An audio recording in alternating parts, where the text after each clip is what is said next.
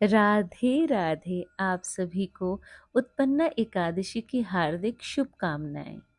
आइए सबसे पहले जानते हैं उत्पन्ना एकादशी का महत्व।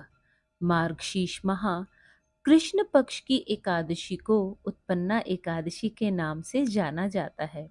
इस दिन जगत के पालनहार विष्णु जी और देवी एकादशी की पूजा करने से शुभ फलों की प्राप्ति होती है। विष्णु जी की पूजा आराधना के लिए एकादशी व्रत महत्वपूर्ण माना जाता है। मान्यता है कि विष्णु जी की पूजा करने से साधक को सभी दुख, कष्ट और पापों से छुटकारा मिलता है। मार्गशीर्ष माह के कृष्ण पक्ष में आने वाली एकादशी को उत्पन्ना एकादशी कहा जाता है। धार्मिक मान्यताओं के अनुसार इस दिन देवी एकादशी की उत्पत्ति हुई थी। इस दिन व्रत रखने से व्यक्ति को आरोग्यता, संतान सुख की प्राप्ति, मोक्ष और पापों से मुक्ति मिलती है और साधक पर प्रभु श्री हरि विष्णु जी का आशीर्वाद बना रहता है। आइए अब सुनते हैं उत्पन्ना एकादशी व्रत की कथा। धर्मराज युधिष्ठिर श्री कृष्ण से कहने लगे, हे भगवान, अब आप कृपा करके मुझे मार्गशीर्ष माह के कृष्ण पक्ष की एकादशी के विषय के बारे में बतलाइए। इस एकादशी का क्या नाम है? इसके व्रत का क्या विधान है? इसकी विधि क्या है? इसका व्रत रखने से किस फल की प्राप्ति होती है? कृपया करके यह सब मुझे विधान पूर्वक बताइए। भगवान श्री कृष्ण बोले, मार्गशीर्ष माह के कृष्ण पक्ष में आने वाली इस एकादशी को उत्पन्ना एकादशी कहा जाता है। यह व्रत शंखोदर तीर्थ में स्नान करके भगवान के दर्शन करने से जो फल प्राप्त होता है उसके बराबर पुण्य देती है। इसका महात्म्य मैं तुमसे कहता हूँ, ध्यान पूर्वक सुनो। युधिष्ठिर कहने लगे, हे भगवान, आपने हजारों यज्ञ और लाख गौदान को भी एकादशी व्रत के बराबर नहीं बताया। सो यह तिथि सब तिथियों से उत्तम कैसे हुई, मुझे बताइए। भगवान कहने लगे, हे युधिष्ठिर, सतयुग में मुर नाम का दैत्य उत्पन्न हुआ। वह बड़ा बलवान और भयानक था। उस प्रचंड दैत्य ने इंद्र, आदित्य, वसु, वायु, अग्नि आदि सभी देवताओं को पराजित करके भगा दिया। तब इंद्र सहित सभी देवताओं ने भयभीत होकर भगवान शिव से सारा वृतांत कहा और बोले, हे कैलाशपति, मुर दैत्य से भयभीत होकर सब देवता मृत्युलोक में फिर रहे हैं। तब भगवान शिव ने कहा, हे देवताओं, तीनों लोकों के स्वामी, भक्तों के दुखों का नाश करने वाले भगवान विष्णु की शरण में जाओ। वे ही तुम्हारे दुखों को दूर कर सकते हैं। शिव जी के ऐसे वचन सुनकर देवता क्षीर सागर में पहुंचे।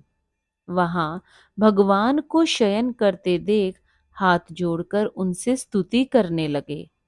वे बोले, देवताओं द्वारा स्तुति करने योग्य प्रभु, आपको बारंबार नमस्कार है।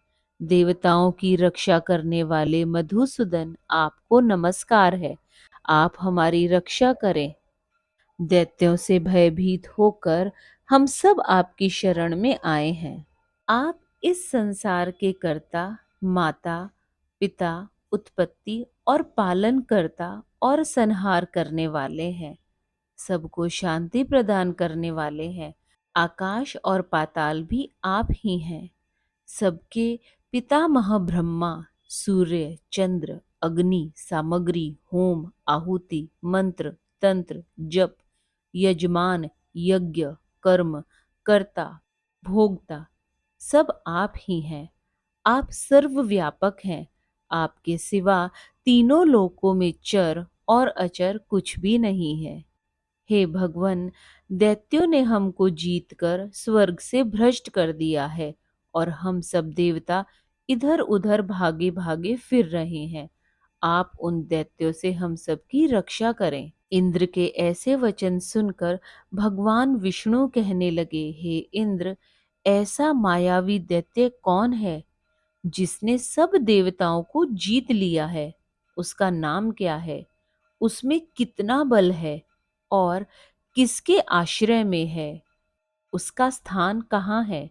यह सब मुझसे कहो। भगवान के ऐसे वचन सुनकर इंद्र बोले, भगवन, प्राचीन समय में एक नाड़ी जंग नामक राक्षस था। उसके महापराक्रमी और लोक विख्यात मुर नाम का एक पुत्र हुआ। उसकी चंद्रावती नाम की नगरी है। उसी ने सब देवताओं को स्वर्ग से निकालकर वहां अपना अधिकार जमा लिया है। उसने इंद्र, अग्नि, वरुण, यम, वायु, ईश, चंद्रमा आदि सबके स्थान पर अधिकार कर लिया है। सूर्य बनकर स्वयं ही प्रकाश कर रहा है, स्वयं ही मेघ बन बैठा है और सबसे अजय है। हे असुर निकंदन, उस दुष्ट को मारकर देवताओं को अजय बनाइए।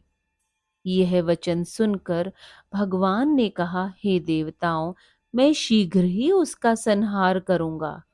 तुम चंद्रावती नगरी जाओ।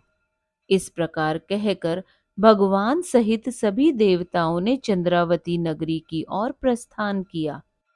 उस समय सब दैत्य मुर सेना सहित युद्ध भूमि में गरज रहे थे। उसकी भयानक गर्जना सुनकर सभी देवता भय की वजह से चारों दिशाओं में भागने लगे। जब स्वयं भगवान रणभूमि में आए तो दैत्य उन पर भी अस्त्र शस्त्र आयुध लेकर दौड़े। भगवान ने उन्हें सर्प के समान अपने बाणों से बींध डाला। बहुत से दैत्य मारे गए, केवल मुर बचा रहा। वह अविचल भाव से भगवान के साथ युद्ध करता रहा। भगवान जो जो भी तीक्ष्ण बाण चलाते वह उसके लिए पुष्प सिद्ध हो जाते। उसका शरीर छिन्न भिन्न हो गया, किंतु वह लगातार युद्ध करता रहा।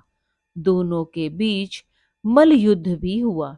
10,000 तक उनका युद्ध चलता रहा, किंतु मुर नहीं हारा। थक कर भगवान बद्रिकाश्रम चले गए। वहां हेमवती नामक सुंदर गुफा थी। उसमें विश्राम करने लगे। भगवान उसके अंदर प्रवेश कर गए। यह गुफा 12 योजन लंबी थी और उसका एक ही द्वार था। विष्णु भगवान वहां योग निद्रा की गोद में सो गए। मुर भी पीछे पीछे आ गया और भगवान को सोया देखकर उन्हें मारने की चेष्टा करी। तभी भगवान के शरीर से उज्जवल और कांतिमय रूप वाली देवी प्रकट हुई। देवी ने राक्षस मुर को ललकार युद्ध किया और उसे तत्काल ही मौत के घाट उतार दिया। श्री हरि जब योग निद्रा की गोद से उठे तो सब बातों को जानकर उस देवी से कहा कि आपका जन्म एकादशी के दिन हुआ है, अतः आप उत्पन्ना एकादशी के नाम से पूजित होंगी। आपके भक्त वही होंगे जो मेरे भक्त हैं। भगवान श्री कृष्ण ने युधिष्ठिर से यह कथा सुनाते हुए कहा कि जो भी व्यक्ति एकादशी का व्रत करता है उसके पाप मिट जाते हैं, दुख दूर होते हैं और मृत्यु के बाद उसे परम गति की प्राप्ति होती है। भगवान विष्णु के श्री चरणों में स्थान पाता है, उसे मोक्ष की प्राप्ति होती है। इसलिए हम सभी को एकादशी उपवास रखने का प्रयास करना चाहिए। यदि हम उपवास नहीं भी रख पाते तो हमें चावल और चावल से बने हुई वस्तुओं का सेवन नहीं करना चाहिए। और हम सभी को एकादशी के उपवास की व्रत कथा जरूर सुननी चाहिए। आप सभी को उत्पन्ना एकादशी की हार्दिक शुभकामनाएं। आपके जीवन में सुख, शांति, समृद्धि और स्नेह हमेशा बना रहे। श्री राधे।